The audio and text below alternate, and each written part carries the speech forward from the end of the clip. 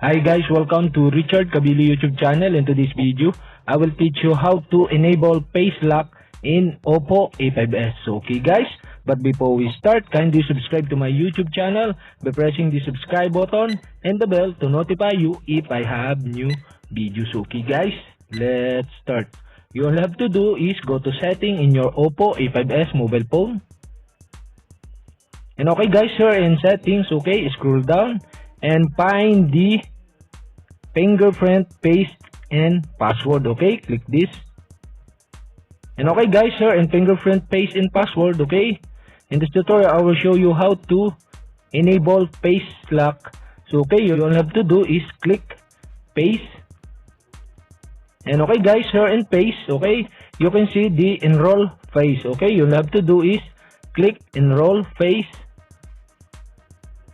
And okay guys, we need to set a lock screen password. You must set a lock screen password in case you fail to unlock the phone using your face.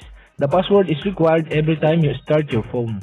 So okay, we need to set a lock screen before set the face lock. So, okay. And okay guys, now you enroll face info. Okay. For the best result, keep the device 20 cm to 50 cm from your face and avoid surroundings that are too bright or too dim with enrolling. So okay guys, you all have to do is click continue button. And okay guys, after that, the pop-up will show and turning on rise to turn on screen is recommended to facilitate the use of face recognition. Okay, you all have to do is click on.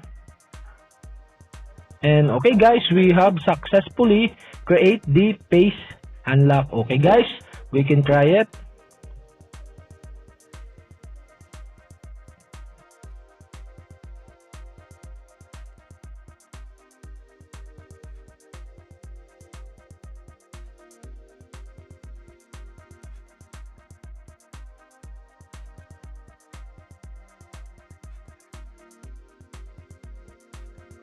Okay guys, we have successfully enabled the face unlock in your OPPO A5s mobile phone. And okay guys, if you have a question, kindly comment below and don't forget to hit the subscribe button and the bell to notify you if I have new videos. Okay guys, thank you for watching.